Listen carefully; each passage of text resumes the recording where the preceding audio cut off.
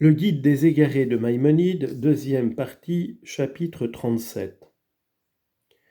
Il est nécessaire d'appeler ton attention sur la nature de l'être de cette émanation divine qui nous arrive, par laquelle nous pensons, et par laquelle nos intelligences sont supérieures les unes aux autres. C'est que, tantôt elle arrive à un individu dans une mesure suffisante pour le perfectionner lui-même, sans aller au-delà, tantôt ce qui en arrive à l'individu suffit au-delà de son propre perfectionnement, de sorte qu'il lui en reste pour le perfectionnement des autres. Il en est de même pour tous les êtres. Il y en a qui ont assez de perfection pour gouverner les autres êtres, tandis qu'il y en a d'autres qui n'ont de perfection qu'autant qu'il faut pour se laisser gouverner par d'autres, comme nous l'avons exposé. Cela étant, il faut que tu saches que, si cette émanation de l'intellect actif se répand seulement sur la faculté rationnelle de l'homme, sans qu'il s'en répande rien sur la faculté imaginative, soit parce que l'émanation elle-même est insuffisante, soit parce que la faculté imaginative est défectueuse dans sa formation primitive, de sorte qu'elle est incapable de recevoir l'émanation de l'intellect, c'est là ce qui constitue la classe des savants qui se livrent à la spéculation.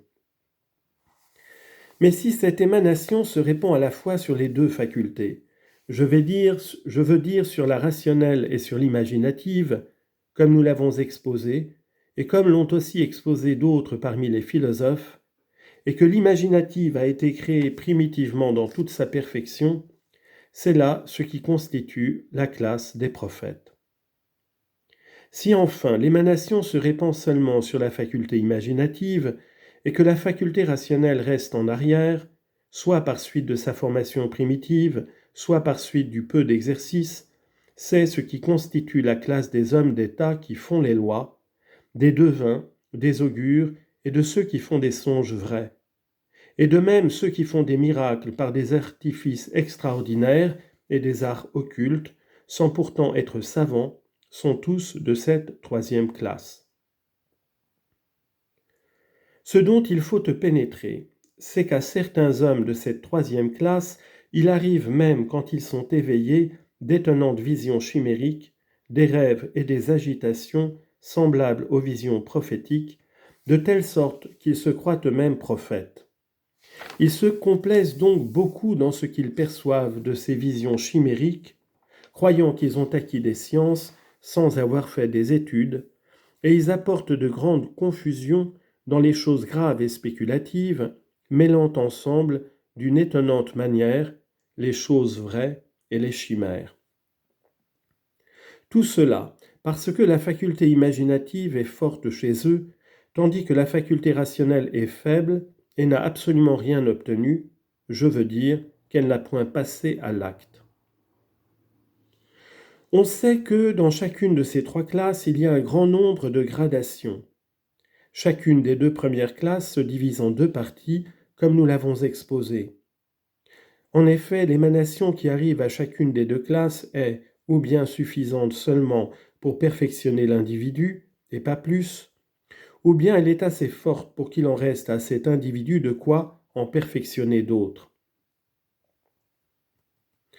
En ce qui concerne la première classe, celle des savants, tantôt ce qui se répand sur la faculté rationnelle de l'individu est suffisant pour en faire un homme d'étude et d'intelligence, possédant des connaissances et du discernement, mais qui ne se sent pas porté à instruire les autres, ni à composer des ouvrages, n'ayant pour cela ni le goût, ni la capacité nécessaire.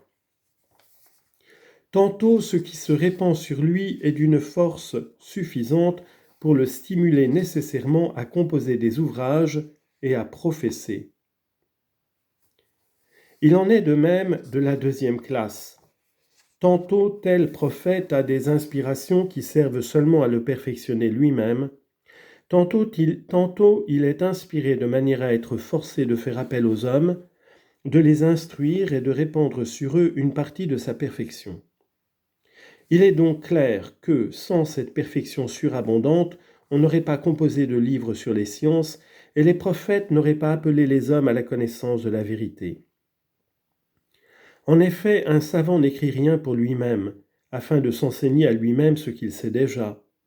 Mais il est dans la nature de cet intellect actif de se communiquer perpétuellement et d'étendre successivement son épanchement d'un individu à un autre, jusqu'à ce qu'il arrive à un individu au-delà duquel son influence ne saurait se répandre, et qu'il ne fait que perfectionner personnellement, comme nous l'avons expliqué par une comparaison dans un des chapitres de ce traité. La nature de cette chose fait que celui qui a reçu cet épanchement surabondant prêche nécessairement aux hommes, n'importe qu'il soit écouté ou non, dût-il même exposer sa personne, de sorte que nous trouvons des prophètes qui prêchèrent aux hommes jusqu'à se faire tuer, stimulés par cette inspiration divine qui ne leur laissait ni tranquillité ni repos, lors même qu'ils étaient frappés de grands malheurs. C'est pourquoi tu vois Jérémie déclarer qu'à cause du mépris qu'il essuyait de la part de ces hommes rebelles et incrédules qui existaient de son temps, il voulait cacher sa mission prophétique et ne plus les appeler à la vérité qu'ils avaient rejetée. Mais que cela lui était impossible. Car la parole de l'Éternel, dit-il, est devenue pour moi une cause d'opprobre et de dérision tout le jour. Je me disais, je ne ferai plus mention de lui, et je ne parlerai plus en son nom, mais il y avait en mon cœur comme un feu ardent renfermé dans mes os.